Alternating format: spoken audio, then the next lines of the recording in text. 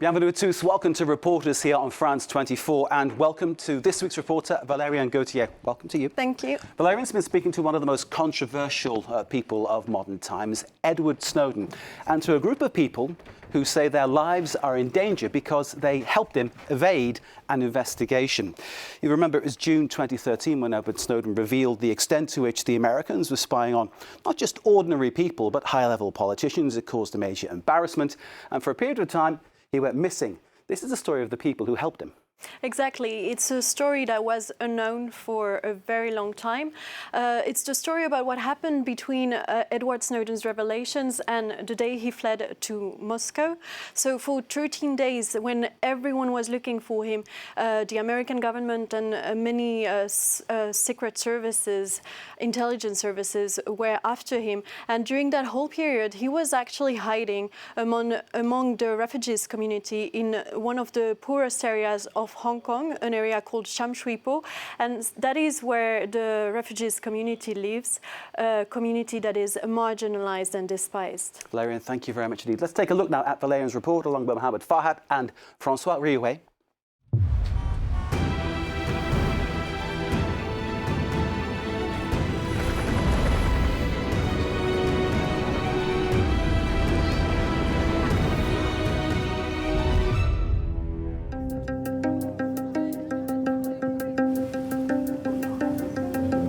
In the busy streets of Hong Kong, Ajit Pushpakumara is just another face in the crowd.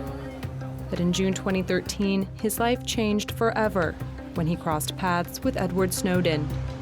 Ajit ended up serving as an informal bodyguard for the whistleblower on the run. This is Mirama Hotel. There is Mr. Snowden living here. The former NSA contractor had just revealed how mass surveillance was being used by American secret services to spy on its own citizens and on allied governments across the world. Because even if you're not doing anything wrong, you're being watched and recorded. Confined to room 1014 at the Mira Hotel, Snowden shared his proof with documentary filmmaker Loa Poitras and The Guardian's journalist Glenn Greenwald. Soon after, he became the most wanted man on the planet. That's for each one of these. Hunted by the US government and several intelligence agencies, he reached out to Robert Thibault, a Canadian lawyer well known for defending asylum seekers in the region. A very early morning of the 10th of June, which was a Monday morning, I received a phone call before 7 a.m. and it was a request for help. Hi, I'm the client. How are you holding up? Pretty good. I'm doing well. Thank you so much for helping me. He's quite worried about the next day, about the accommodation or he is going to stay. Whether there is something private and they cannot be discovered by the police. Okay, thank you.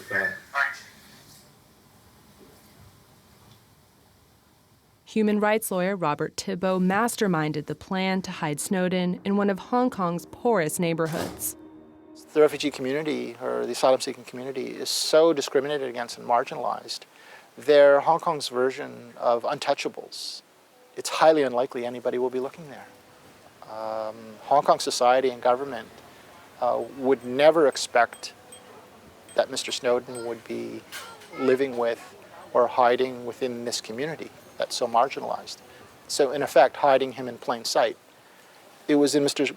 Snowden's best interest that he go underground, that he be, disappear off the radar. 6 years later, in an exclusive interview with France 24, Snowden recounts this episode of his escape. For me, it was a little bit crazy, but at the same time, it was genius. Because this was definitely the one place that no one was going to look for me.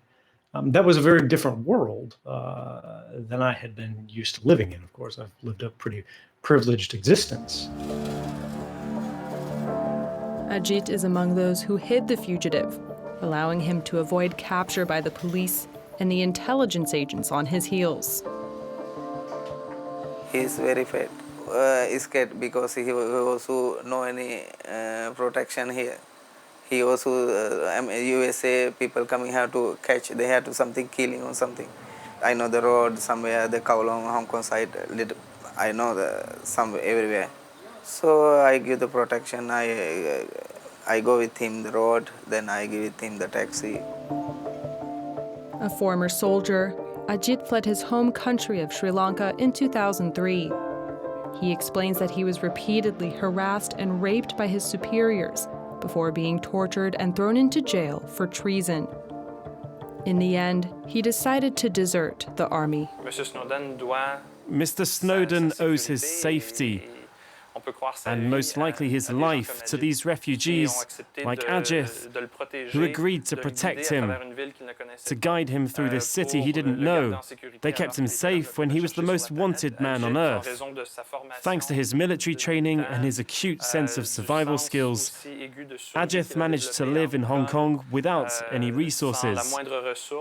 So he was the ideal person to ensure that Mr. Snowden would be able to move safely around Hong Kong when it was necessary. Marc-André Séguin, who also serves as a lawyer for Snowden's guardian angels, founded a nonprofit organization called For the Refugees to support them. He introduced us to Supun Kalapata and Nadika Dilrukshi. The couple also welcomed the fugitive into their home. That time we don't know anything about Snowden, but next day we understand because we saw the newspaper. The second day he was, so I find the newspaper for him, then I will check out my computer and I show it to him. This is you? He say, yes, it's me. Then I find new news, I say, is you?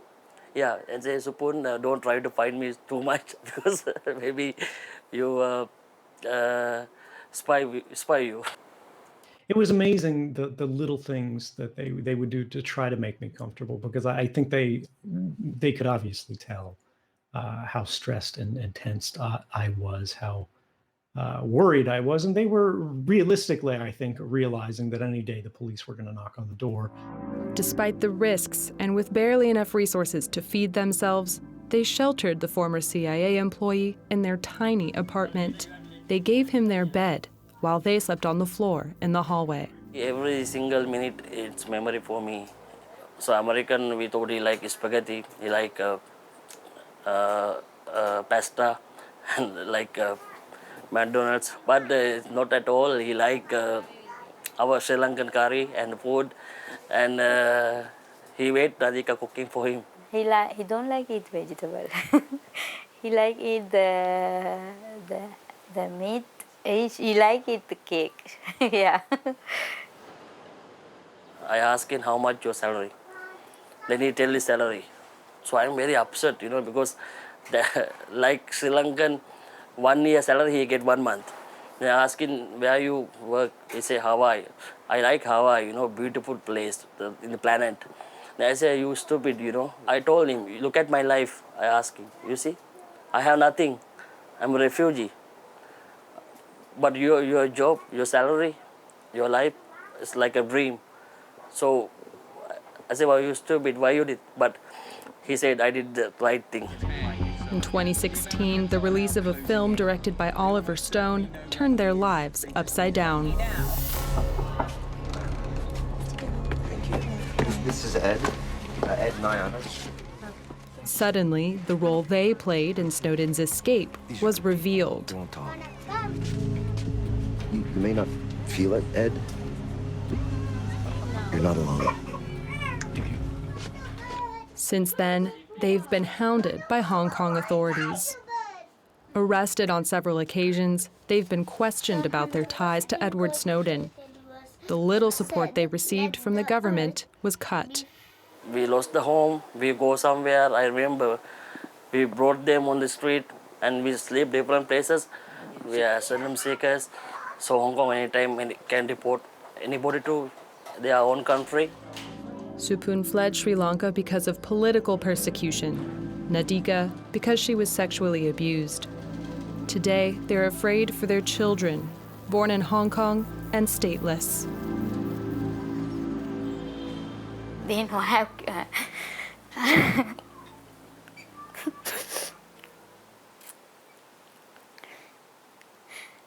they know how life in Hong Kong or my country. Very unsafe. Every single minute we are danger. Every single minute you can see we go outside, we need to go 4 people together. All live in constant fear. If they're deported, they could face torture and death. If the guardian angels are deported by Hong Kong authorities to their home country, Sri Lanka, Supan and Nadika will be tortured and jailed, maybe even worse. The children will be separated from their parents, and they'll be exposed to human trafficking. Ajith, being a deserter, will definitely face a death sentence. It would be a nightmare. They would all be going back to hell. Their lawyer, Robert Thibault, is also facing reprisal. He's been under financial pressure. As he explains, the Hong Kong state-appointed legal services are retaining about 400,000 euros of his fees. And the Hong Kong Bar Association has tried to disbar him. He now lives in exile between France and Canada. The Hong Kong Bar Association has done everything to try to have me interfered with or removed from these cases or disbarred. This is toxic. I never said that I helped Mr. Snowden escape. This is politically fueled. When the bar made demands that I answer questions from them, I realized most of these questions are arbitrary and they are just fishing for some evidence to use against me. And if you look at the first question, it is, how did you initially come into contact with Mr. Snowden? Their only interest was gathering intelligence on Mr. Snowden. The help provided by these refugees to Edward Snowden in 2013 was legal. Back then, there was no arrest warrant against the man who had just fled Hawaii with 1.7 million classified documents. The whistleblower believes he owes his life to these unexpected allies who could have turned him in at any time. They could have written an email to the CIA, you know, and they could have gotten checks for whatever they wanted. They could have finally, gotten asylum and had no problems whatsoever. But they would have had to do it by selling someone into a grave. And for that, I'll never be able to repay them. See you soon, okay? Say bye. Bye. Given all the dangers they face in Hong Kong, Snowden's guardian angels have asked for asylum in Canada. One of them, Vanessa Rodell, has been granted refugee status. She arrived in Montreal in May with her daughter, Kiana. They're now permanent residents in the country.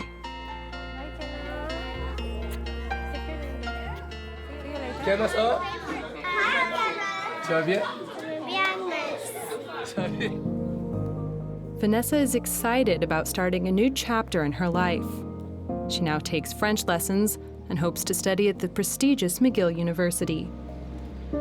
I'm so lucky I'm the one of the Edward Snowden angel because, now I'm here in Canada. So, I'm free, I'm safe, and I can start my new life. But the other refugees whose lives are at stake are constantly on her mind.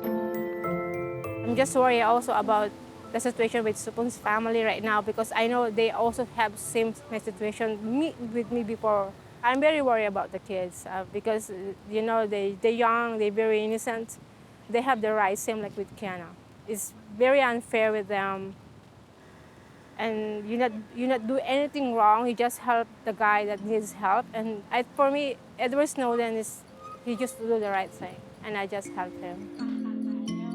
Vanessa and the refugees' lawyers are calling on Ottawa to act quickly.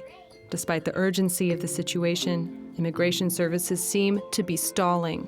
C'est un délai inhabituel dans la mesure. It's an unusual delay given that all the asylum cases were submitted at the same time.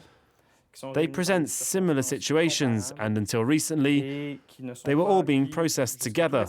The three families were interviewed by Canadian consular officials at the same time in October.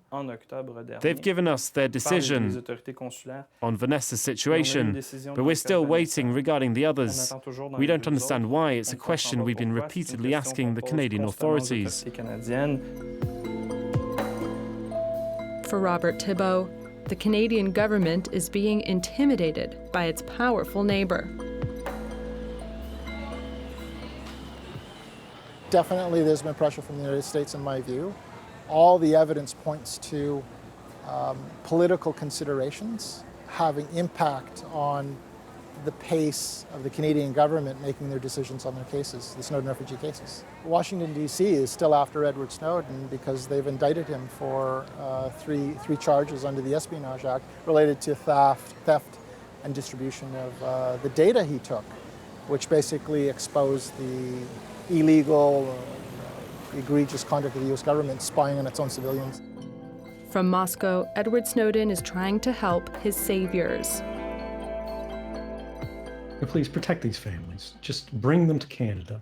I promise you, if they were good to me, they will be good to you.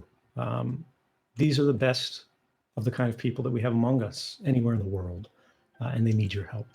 Please keep them safe. Snowden's guardian angels believe they're paying a very heavy price for helping the man responsible for one of the most significant leaks in U.S. political history. But they have no regrets. Our reporter Valerian Gauthier is still with us. Thank you so much for that fascinating insight into a part of Snowden that I think few people were aware of. I wonder what the latest is on those asylum seekers that you met. Well, the refugees are still waiting for a reply from the Canadian Immigration Services. Their lawyers keep on reminding them how urgent it is to act because, as you saw in our report, they are living in constant danger in Hong Kong. And you can feel that the Canadian government is at unease regarding this.